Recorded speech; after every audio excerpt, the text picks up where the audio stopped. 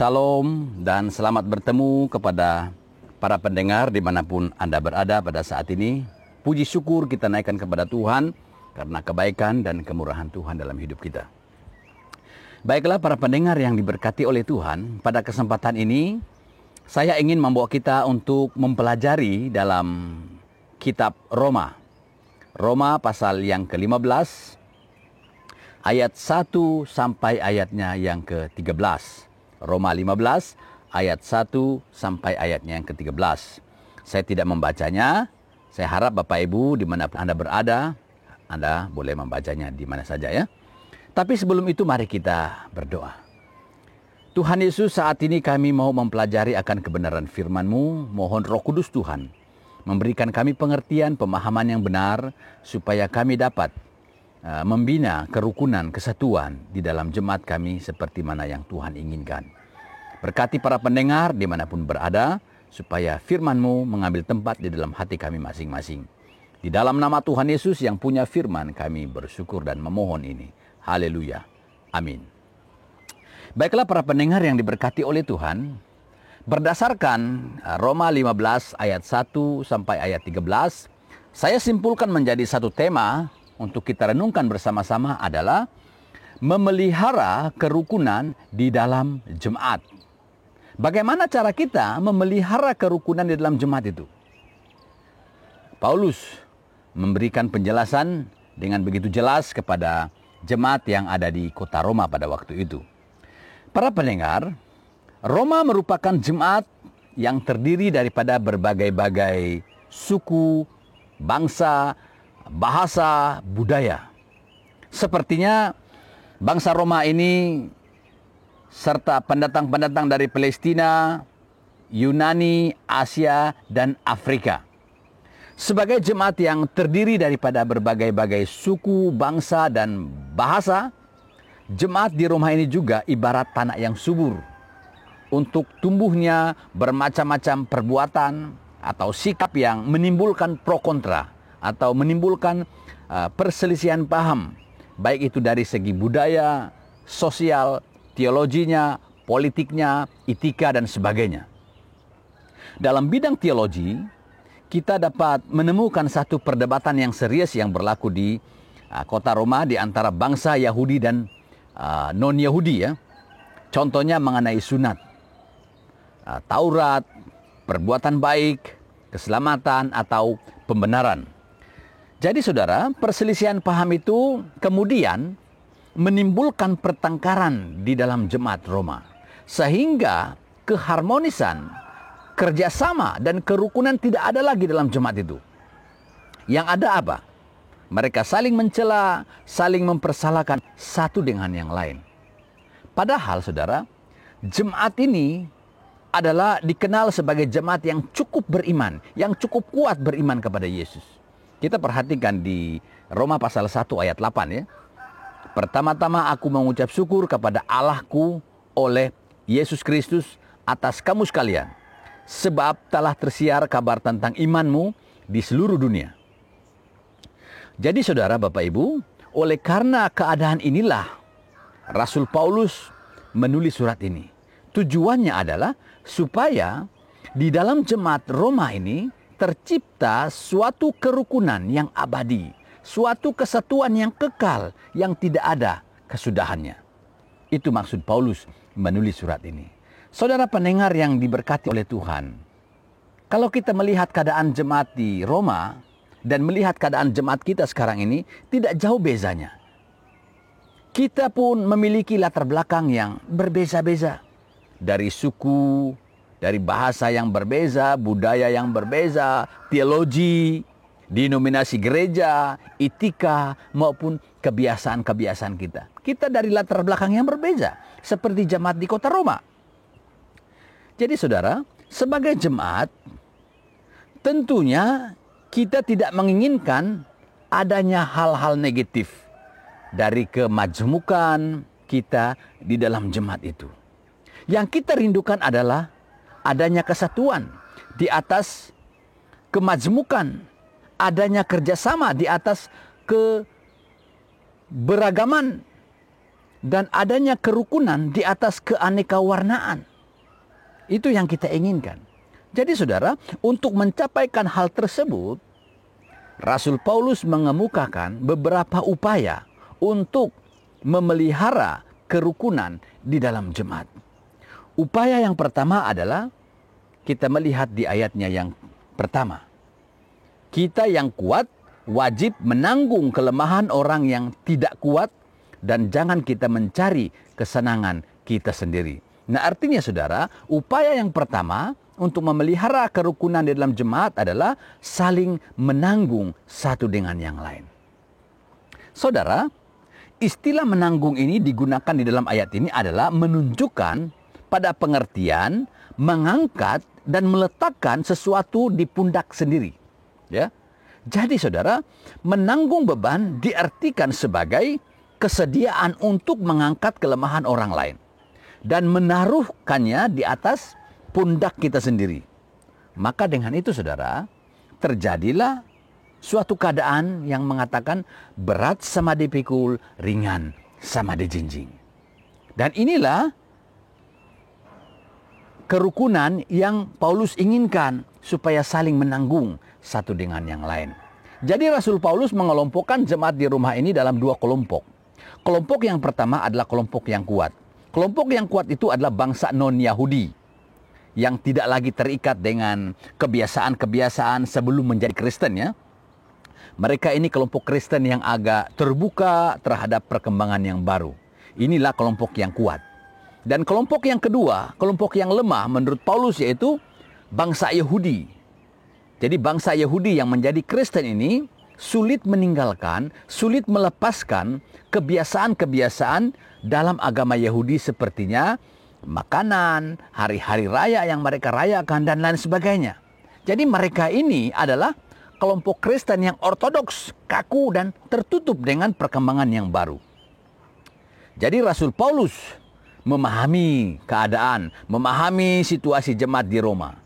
Oleh sebab itu, saudara, ia menganjurkan kepada mereka supaya jangan saling mencela, jangan saling menuduh, jangan saling meremeh atau saling mempersalahkan satu dengan yang lain. Tetapi supaya mereka yang merasa dirinya kuat menanggung beban mereka yang lemah. Saudara, bagaimana dengan sikap kita terhadap kawan-kawan kita? Apakah kita meremehkan mereka? Apakah kita mencela mereka? Kurang peduli atau menambahkan beban mereka dan sebagainya? Apa yang menjadi kelemahan orang lain seharusnya menjadi beban kita juga bersama. Jadi prinsip saling mengangkat dan saling menanggung akan menciptakan satu kerukunan serta keharmonisan dalam jemaat. Upaya yang kedua, saudara, yaitu ayat yang kedua sampai ayat yang ke-6. Di situ saya simpulkan adalah saling membangun satu dengan yang lain. Saudara yang kekasih dalam Tuhan Yesus, ada kalanya sisa-sisa kefasikan serta kelaliman kita sering menghantui dan mempengaruhi kebiasaan kita. Sebagai contoh, istri Lot yang meninggalkan rumahnya masih dihantui oleh kehidupan yang lama atau kehidupannya yang lalu. Demikian juga dengan orang Kristen. Ada yang jatuh bangun dalam kehidupannya karena mereka sulit meninggalkan kebiasaan-kebiasaan lama mereka. Dosa-dosa lama sering menggoda kehidupan mereka sehingga ada kalanya mereka jatuh kembali pada dosa lama. Nah, itulah yang dimaksudkan oleh Petrus, saudara. Kita lihat dalam 2 Petrus pasal yang kedua ayat 22. Bagi mereka cocok apa yang dikatakan peribahasa yang benar ini. Anjing kembali lagi ke muntahnya dan babi yang mandi kembali lagi ke kubangannya.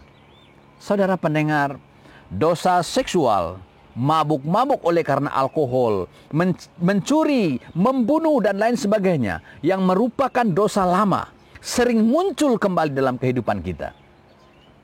Bagaimana sikap kita terhadap kawan-kawan kita yang masih seperti itu, saudara? Apakah kita membiarkan mereka?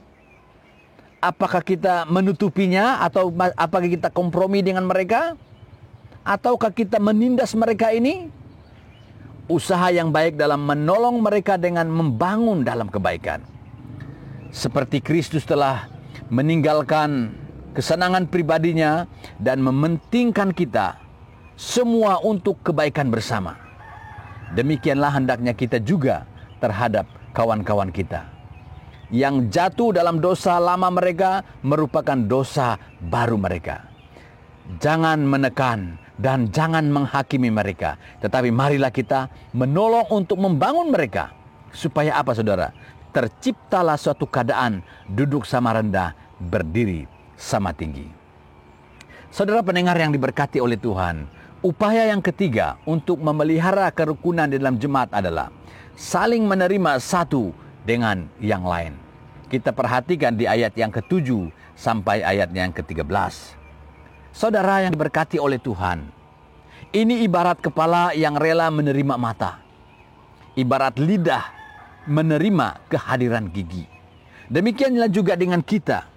Kita juga rela menerima kehadiran saudara-saudara kita tanpa membeza-bezakan latar belakang masing-masing. Orang yang kuat haruslah rela menerima kehadiran orang yang lemah. Dan yang lemah rela menerima kehadiran yang kuat. Sudah menjadi lumrahlah bahwa setiap orang memiliki kepribadian dan kebiasaan yang berbeza-beza. Kepribadian si A berbeza dengan kepribadian si B. Begitu juga selanjutnya. Itu sebabnya saudara, ada orang yang slow yang bercakap, ada yang laju waktu bercakap, ada yang periang, ada yang banyak cakap, ada yang diam-diam, ada juga yang lucu dan sebagainya. Itulah lumrah kehidupan kita. Oleh sebab itu, dalam menghadapi perbezaan-perbezaan itu, saudara, kita harus memegang prinsip saling menghargai, saling menghormati, dan saling menerima pribadi masing-masing apa adanya. Marilah kita menerima seorang bukan hanya sesuai dengan kepribadian kita, melainkan kepribadian yang berbeza-beza. Terimalah dia dengan sebagai mana adanya, bukan sebagaimananya adanya kita. Saudara, untuk menciptakan kerukunan yang harmonis itu, marilah kita saling menerima seperti Kristus telah menerima kita. Jadi, dengan demikian, terciptalah suatu suasana di mana tangan bersambut, di situ hati terpaut. Saudara pendengar yang diberkati oleh Tuhan, Rasul Paulus mengatakan bahwa kerukunan dalam jemaat maupun dalam kehidupan kita adalah kehendak Tuhan kita, Yesus Kristus. Dalam doanya ketika mendekati kematiannya, Tuhan Yesus berkata, terdapat di dalam Yohanes pasal 17 ayat 11. Dan aku tidak ada lagi di dalam dunia, tetapi mereka masih ada di dalam dunia. Dan aku datang kepadamu, ya Bapa yang kudus, peliharalah mereka dalam namamu, yaitu namamu yang telah engkau berikan kepadaku, supaya mereka menjadi satu sama seperti kita. Saudara pendengar yang diberkati oleh Tuhan, Tuhan Yesus tidak mau adanya keretakan di dalam persekutuan kita. Yesus pun tidak mau adanya jurang pemisah antara satu dengan yang lain. Yang dikehendaki oleh Yesus Kristus adalah supaya kita satu hati, satu suara untuk memuliakan Allah di dalam Kristus Yesus. Untuk itu saudara pendengar yang diberkati oleh Tuhan, marilah kita terapkan, marilah kita lakukan upaya-upaya yang diajar oleh Paulus kepada jemaat di Roma, supaya kita saling menanggung satu dengan yang lain, supaya kita saling membangun satu dengan yang lain. Marilah kita saling menerima satu dengan yang lain. Maka terjadilah kerukunan di dalam Tuhan. Jadi saudara, inilah kebenaran firman Tuhan yang saya kongsikan untuk kita renungkan sebagai jemaat Tuhan. Mari kita berdoa. Terima kasih Tuhan untuk kebenaran firman-Mu, bagaimana kami memelihara kerukunan di dalam jemaat. Karena Tuhan inginkan supaya kami ada kesatuan. Dengan itu Bapa, berkati kami supaya kami dapat melakukan kebenaran ini dalam hidup kami, di dalam nama Tuhan Yesus yang punya firman kami bersyukur. Haleluya. Amin.